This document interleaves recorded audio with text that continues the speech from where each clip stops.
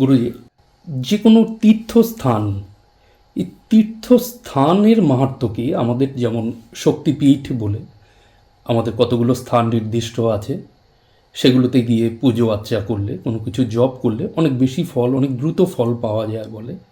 এই জায়গার মাহাত্ম্য, স্থান মাহাত্ম্য, এটা সম্বন্ধে যদি কিছু বলেন যে এটার কি সত্যি প্রয়োজনীয়তা আছে? আমি আমার ঘরে বসেও যদি জব করি আমি যে ফল পাবো, নাকি আমাকে জব করতে আমাকে কোনো তীর্থে, কোনো শক্তিপীঠে যেতে হবে?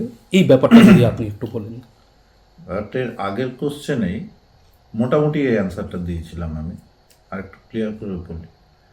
ব্যাপারটা হচ্ছে, তন্ত্র কিন্তু বারবার বলছি যে প্রকৃতির সঙ্গে মিলন। এবার আমি আমার ঘরে বসেও আমি সেই মিলন ঘটাতে পারি আমার চার দেয়ালের মধ্যে রেখে।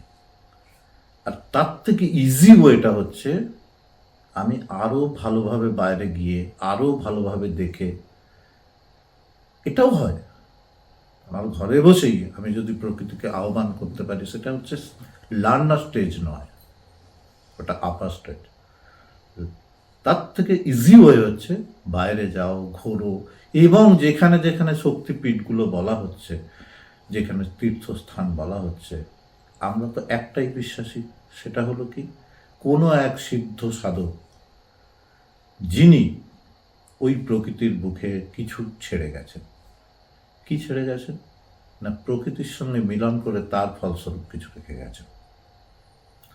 সেই ফলটার আশেপাশে ঘুরে আমরাও কিছু আস্বাদন নিতে পারি। তাই তীর্থস্থান নাম দেয়া হয়েছে, শক্তিপীঠ নাম দেওয়া হয়েছে। সেখানে কোনো না কোনো সাধক কিছু না কিছু রেখে গেছে, যেটা তন্ত্রের সাধনা যারা করছেন তাদের কাছে সাহায্যকারী হয়ে ওঠে। ওই একই জায়গায় মিলন এবং তার ফল, সেই ফল পেতে সাধকের যাওয়া উচিত। আর ঘরে বসে যেটা পাবে সেটা হলো তার আপার স্টেজ। সেইগুলোকে জোগাড় করে নিয়ে আসে ঘরে, তারও কিছু পদ্ধতি আছে, কিন্তু সেটা আপার স্টেজ। আপার স্টেজের কথা আমি এখানে বলতে বসিনি, যেটা সাধারণ লোকের কাজে লাগে, যারা ইন্টারেস্টেড। আমার মনে হয় তাকে ঘুরে ঘুরেই করতে হবে। আর আমার মনে হয় বলে না, এটা পুরোপুরি যুক্তিযুক্ত যে তাকে এটাই করতে হবে লার্নিং স্টেজে। এর বাইরে তন্ত্র সাধনা হবে না বলাটা খুব মুশকিল আছে, কারণ এই পৃথিবীতে কি হবে আর কি হবে না সেটা আমার পক্ষে বলা সম্ভব না। আমি যেখানেই থাকি, আমি যত বড়ই যেই হই, আমিও এই পৃথিবীর বুকে মাটিতে পা দিয়েই চলি। সেটা কোনটা হবে আর কোনটা হবে না সেটা আমি বলতে তখনই পারতাম যদি আমি মাটিতে পা না দিয়ে হাওয়ায় ভেসে বেরোতাম।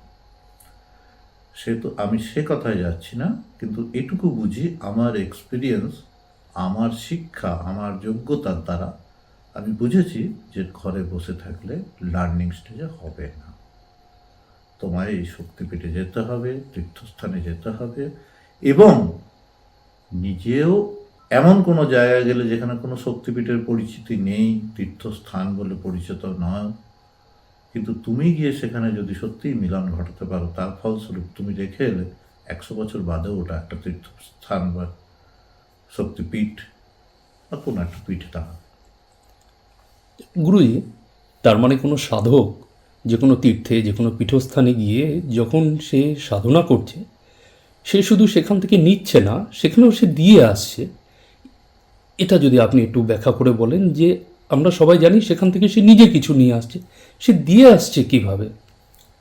এই যে বললাম যে সে ওখান থেকে একরকম শক্তি সে নিতেই যাচ্ছে, আর সে তার ভাগ্যক্রমে কিছু যদি উপলব্ধি বা তার মধ্যে থেকে কিছু দর্শন পেয়ে থাকে, সে তার প্রতিচ্ছবি, প্রতিক্রিয়া অটোমেটিক ওখানে পড়ে যায়।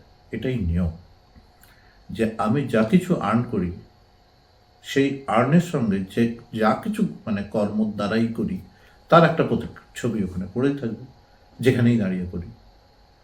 এটাই খুব লজিক্যালি সত্য। তা যে যদি আমি ওখানে কিছু আর্ন করতেই পারি, আবার আমারও কিছু অস্তিত্ব ওখানে পড়ে থাকবে। তার মানে শুধু নিয়ে আসা না, দিয়েও আসা যায়। মানে সাধক যে এনার্জিটা সেই স্থানে দিয়ে আসছে সেটা সেখানে থেকে হ্যাঁ, যায় এটা পরে অটোমেটিক সিস্টেম। যদি আমি পাই তাহলে আমার কিছু পড়বেও সেখানে, যা আমার পড়ে যাওয়া মানে আমি খালি হয়ে যাওয়া না। আমি একটা যদি এনার্জি স্তম্ভ হয়ে দাঁড়াই, তার প্রতিচ্ছবি তো পড়েই থাকবে, আমিই রইলাম, আচ্ছা, এরকমই জিনিসটা। ঠিক আছে, প্রণাম গুরুজি।